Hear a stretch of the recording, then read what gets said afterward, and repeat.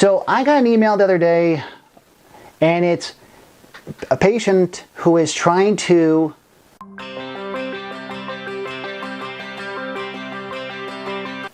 Hello everyone, this is Dr. Jawad. If you're watching this on YouTube, thank you. Thank you for watching my channel. If you haven't done so already, please hit the subscribe button down below, and next to it is the bell notification. I try to upload my videos weekly, and when I do, you'll be first to be notified. If you're watching on Facebook, thank you very much as well.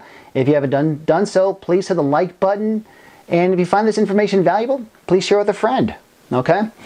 I got an email the other day, and this person, they're trying to support their adrenal system because they're very stressed out, and what she was asking me was she's trying to figure out my top supplementation that I recommend for adrenal support. Now the adrenal glands, okay, they're about the size of a quarter, and we have two of them, and they sit on top of your kidneys. Now, the adrenal glands secrete more than 50 hormones, including aldosterone, which helps regulate your blood pressure, cortisol, which is your stress hormone, and adrenaline, which is the fight or flight response. And what happens is your cortisol and the adrenaline, those are the two hormones that get really overstressed, overactivated by stress. And it could be anywhere from chronic stress, long-term stress, acute stress. And what happens is that we have a system called the HPA axis. That's the hypothalamus pituitary adrenal axis. And that is basically what revs up our body, and that is actually our stress mechanism. Okay? And what happens when we overstimulate that, that's when we get actually what's called adrenal fatigue. Okay? So again, my recommendations for my four powerful adaptogens, which help adapt your body to stress, are ashwagandha, Rhodiola rosea, ginseng, which is our Siberian and Asian, and tulsi, which is holy basil.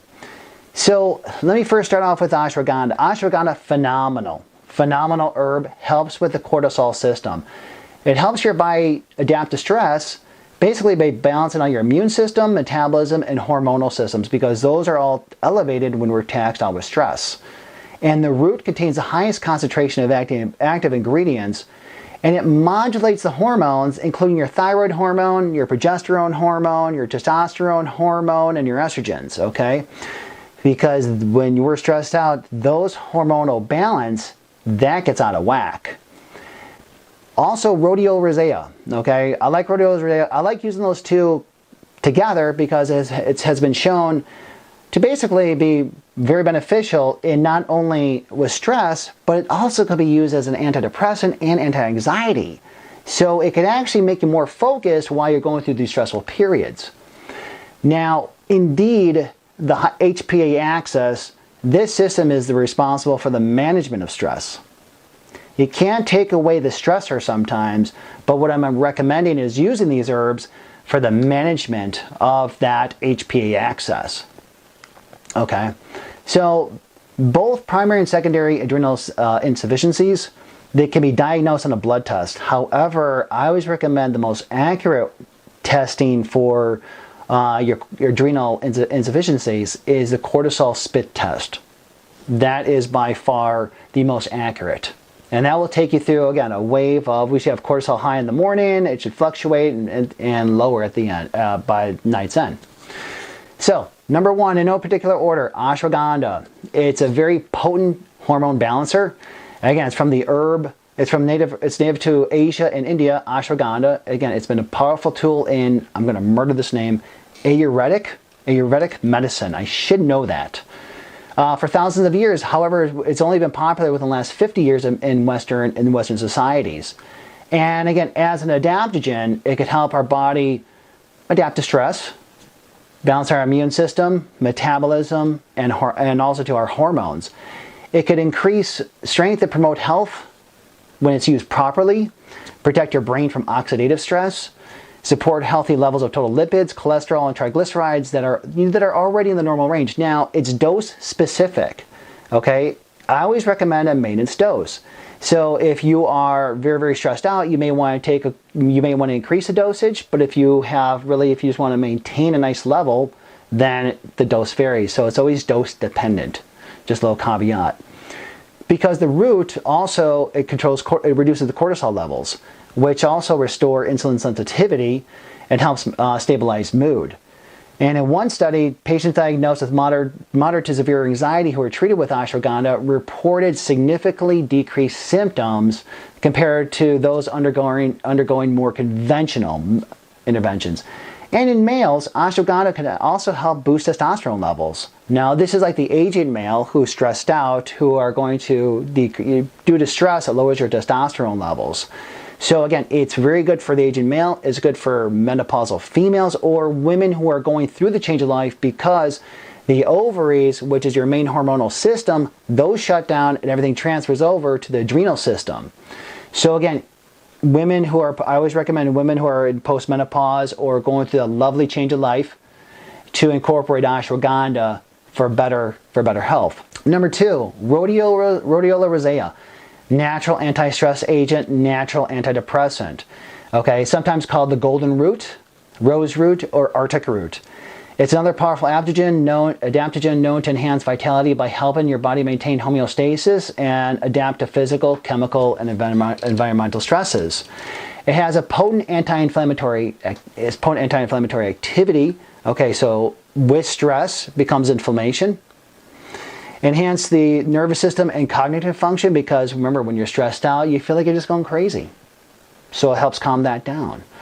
It modulates the immune system by raising low immune function and reducing overactive function. Okay? Improves male and female sexual functioning, reproductive health, and fertility. So Rhodiola rosea is phenomenal to take with ashwagandha. Okay? It has been shown to be partially beneficial for your nervous system and act both as an antidepressant and anti-anxiety. And it does this by inhibiting monoamine oxidase, which rhodiola slows the enzymatic breakdown of neurotransmitters involved in mood and mental well-being, such as serotonin. Okay, it slows down the breakdown of serotonin so it has a better reuptake. This is how it stabilizes mood. So next is ginseng. There's a lot of ginsengs out there, but Siberian ginseng promotes vitality and longevity, and there are several different types, and there are two actually ginseng. So American ginseng, this is thought to be responsible for many of its medicinal properties. Chinese medicine, which has used ginseng for thousands of years, considers American ginseng as a cool calming agent. Next is Asian ginseng. Sometimes referred to as Korean ginseng, Asian ginseng also contains ginsidosides. Although in different proportions than American ginseng, this has been considered to be the adaptogenic herb. So you want Asian ginseng because according to Chinese medicine, Asian ginseng is a hot stimulant. It will help calm down the system. So like ashwagandha, Asian ginseng impacts the thyroid. More specifically, it contains properties that block production of the excessive amounts of what's called reverse T3. Reverse T3, this is the thyroid hormone that the body doesn't use. It doesn't use it because it doesn't use it, so it gets reversed and gets reabsorbed. You don't want a high reverse T3. So a study looking at the impact of ginseng injections found it produced healthy increases of T3, which is your active thyroid hormone, and T4, and a reduction of reverse T3. Okay, one caveat: if you are taking thyroid medication, I strongly recommend that, again, Asian ginseng and ashwagandha, you use very, very sparingly, because if you use it, it's going to jack up the way how your thyroid is working. So whatever dosage you're on, you're going to feel more amped. Okay, so you want to watch out for that. Next is Siberian ginseng. Okay, Siberian ginseng is it's not a true ginseng and does not contain ginsenosides. It has active components which are thought to stimulate your immune system. So like American Asian ginseng, however, Siberian ginseng is an adaptogen that's traditionally been used to increase energy, stimulate the immune system, and also to increase longevity. So you want to, again, be careful. Not all ginseng is made equal. Last is holy basil, otherwise known as tulsi. This is the purifier.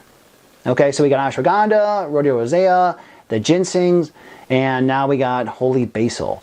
This herb has been said to purify the mind, body, and spirit, and has been cherished for its productive and uplifting natures. Now again, there's different types of products, Again, it all depends on how you want to use it. I always recommend with holy basil. It could be a tablet, it could be a tea, it could be a powder, it could be an oil, depending on how you want to use it. So working together, these compounds they all have an adaptogenic and immune-enhancing properties that combat stress, bolster your immune system, and promote healthy metabolism, including helping your body maintain an optimal level of blood sugar. Because again, remember, cortisol is released. It's a sugar, so your sugar levels are going to spike. This is where the insulin comes in to lower it. So also this stabilizes for those type 2 diabetics or syndrome X, or even type 1 diabetics, or even the ones that are toe tapping on insulin resistant. Okay? So you want to protect and support your adrenal health. So again, this take-home message is healthy adrenal function is important for optimal health in general. These adaptogenic herbs are certainly not the only way to protect. Again, this is not the only way to protect it, support your adrenals, but more of a strategy, okay? And they can be helpful in times of stress, and take them, accordingly.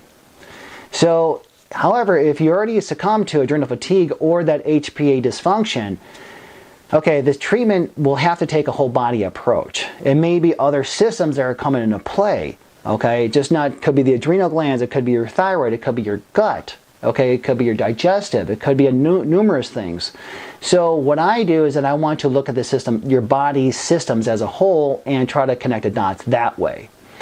So if you like this video, please share with a friend. Please hit the subscribe button down below. If you need to get a hold of me, my website is www.totalhealththepage.com. Hope you enjoyed the video. I'll see you in the next one. Thank you very much.